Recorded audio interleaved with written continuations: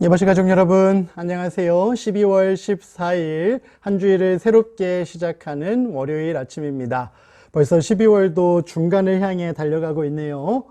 이번 한 주도 이 예배를 통해서 잘 시작하고 예수님과 함께 동행하는 한 주 될 수 있으면 좋겠습니다. 그럼 다 같이 묵상 기도하고 오늘의 예바시 시작하도록 하겠습니다. 오늘부터 새로운 찬미를 함께 배워보려고 하는데요. 우리 어린이들에게는 낯설은 조금은 어려운 찬미가 될 수도 있는데요. 우리 부모님들께서 잘 아실 테니까요. 옆에서 함께 큰 목소리로 불러주시면 감사하겠습니다.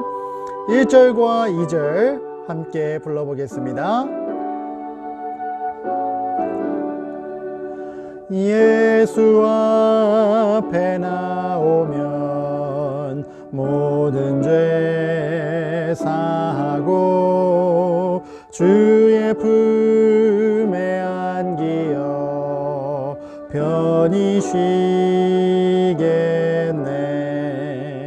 우리 주만 믿으면 구원함을 받으며 영생 복락 면류관 우리가 받겠네.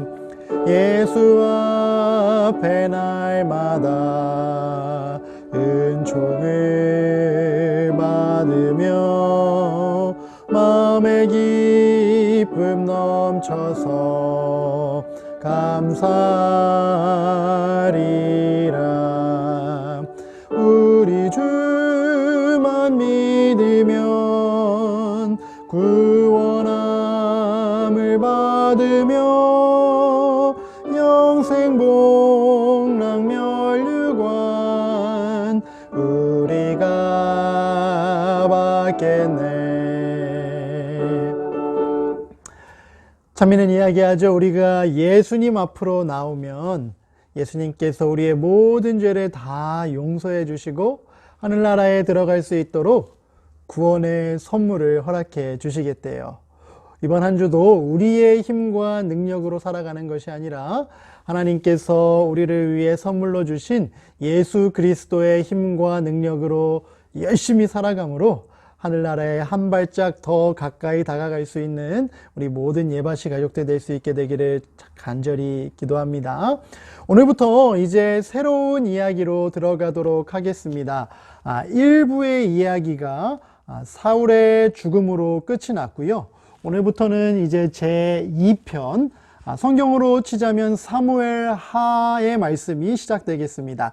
사울 이후에 이제 다윗이 본격적으로 왕위에 오르고 왕이 되어서 이스라엘 나라를 통치하는 그 이야기들을 앞으로 쭉 살펴보도록 하겠습니다. 오늘은 제2편의 첫 번째 이야기, 왕관을 가지고 온 사람이라는 제목으로 함께 살펴보도록 하겠습니다. 교재가 있는 친구들은 63페이지를 펴고 함께 읽어 내려갈 수 있으면 좋겠습니다. 우리 지난주에 사울 왕이 전쟁터에서 비극적인 죽음을 맞이하는 이야기를 살펴보았잖아요. 같은 때, 같은 시간에 다윗에게는 어떤 일이 일어났는지 오늘 함께 살펴보도록 하겠습니다. 다윗이 아말렉을 쳐서 이기고 시글락으로 돌아온 지 이틀 만에 사울이 죽었다는 소문이 들려왔어요. 모든 사람들은 잿더미로 변한 도시를 깨끗이 정리하고 전리품들을 나누는데 너무나도 바빠서 이스라엘이 블레셋과의 싸움에서 어떻게 되었는지 생각할 겨를조차 없었습니다. 여러분, 지난주 이야기 기억하지요? 다윗과 그의 군사들이 블레셋 군대와 함께 전쟁터로 나가 있던 그 며칠의 사이에 아말렉이 시글락이라는 마을을 공격해서 가족들을 다 잡아가고 마을을 불태웠던 이야기. 하지만 다시 시글락으로 앞서 돌아온 다윗과 그의 군대가 상황을 파악하고 아말렉 군대를 뒤쫓아서 가족들을 구해낸 이야기까지 우리가 지난주에 다 살펴봤잖아요. 그렇게 시글락이라는 마을, 그들이 살고 있던 마을로 돌아와서 그 마을을 깨끗하게 정리하고 회복하는 그 일이 진행되고 있었기 때문에 전쟁터에서 이스라엘이 어떤 결과를 맞이했는지 신경 쓸 겨를이 별로 없었다는 거예요. 그런데 바로 그때 그들의 일생을 뒤바꾼 놀라운 소식을 가지고 온 사람이 있었습니다.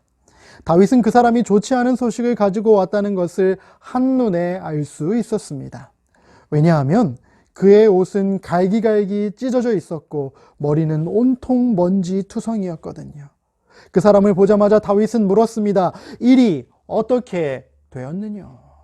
뭔가 심상치 않은 소식을 가지고 이 청년이 오게 되었다라는 사실을 짐작하게 된 다윗이 그 청년에게 질문한 거예요. 어떤 소식을 갖고 왔느냐? 도대체 무슨 일이 있길래 그런 모습으로 나에게 찾아왔느냐? 그러자 그 사람은 이야기를 했습니다. 사울이 블레셋에게 쫓기고 있을 때 그는 마침 길보아 산에 있다가 사울 왕을 추격하는 병거들을 보고 있었는데 그때 사울 왕이 자기를 불러서 자신을 죽여달라고 청했다라고 그는 말했습니다. 그래서 제가 곁에 서서 사울 왕을 죽이고 그 머리에 있는 왕관과 팔찌를 벗겨서 내 주인 되시는 당신께 가져왔나이다. 지금 이 청년이 뭐 하고 있는 거예요? 거짓말하고 있는 거예요. 우린 지난주에 사울이 어떻게 죽었는지 이미 살펴보았잖아요. 길보아 산에서 블레셋 군대에게 쫓기게 되자 사울은 스스로 목숨을 끊었다라고 이미 배웠어요. 그런데 이 청년은 자기가 마치 사울 왕을 죽인 것 마냥 그 공을 자기가 다 누리고 싶은 마음에 자기가 사울 왕을 죽이고 왕의 왕관과 팔찌를 가지고 왔습니다라고 다윗에게 보고했던 거예요. 그러면서 그는 왕관과 팔찌를 꺼내서 다윗에게 바쳤습니다. 주위에 둘러선 모든 사람들이 그 왕관을 보고 얼마나 놀랐겠습니까? 그 사람은 사울을 죽인 공으로 분명히 다윗에게 큰 상을 받으리라고 생각했어요. 그러나 그것은 잘못된 생각이었습니다. 이 청년은 다윗이 얼마나 의롭고 선한 마음을 가지고 있는 지도자였는지를 잘 몰랐던 것 같아요. 그저 사울을 죽였다라는 소식을 전하면 자신은 상을 받을 거로만 생각을 했다는 거죠. 그날 시글락은 온통 슬픔으로 뒤덮였습니다. 사방에서 통곡하는 소리가 들렸습니다. 모든 사람이 사울 왕과 요나단과 이스라엘 백성들의 죽음을 슬퍼하며 울고 금식하였습니다. 아멘. 오늘은 여기까지 살펴보도록 하겠습니다. 비록 다윗과 그의 부하들 600명과 그 가족들이 블레셋 땅에서 잠시 도망하며 살고 있었지만 여전히 그들은 이스라엘 백성이었고 자신의 왕과 그 왕의 아들 요나단과 자기 동족들이 고통을 당했다라는 소식을 듣고 크게 슬퍼했다라는 이야기를 오늘 우리가 살펴보게 되었습니다. 그러면 이 이야기를 통해서 우리가 기억해야 할 내용, 하나의 긴 내용으로 정리해 보도록 하겠습니다. 거짓말을 섞어 사울의 죽음 소식을 전했던 청년은 다윗을 지긋지긋하게도 괴롭혔던 사울의 죽음이 다윗을 기쁘게 할 것이라고 생각했지만 오히려 다윗과 그의 부하들은 하나님으로부터 기름 부음 받은 왕의 죽음을 진심으로 슬퍼했어요. 아멘. 거짓말까지 동원해서 다윗의 환심을 사려고 했던, 다윗의 칭찬을 받고 싶어 했던 그 청년의 바람과는 달리 다윗과 그의 부하들은 사울 왕의 죽음, 요나단의 죽음, 그리고 자기 민족의 고통을 가지고 크게 슬퍼했단 말이에요. 그렇게 넓은 마음, 포용하고 용서할 수 있는 마음을 다윗과 그의 부하들은 가지고 있었던 거예요. 우리도 그런 모습으로 이 땅에서 살아가야 하겠지요?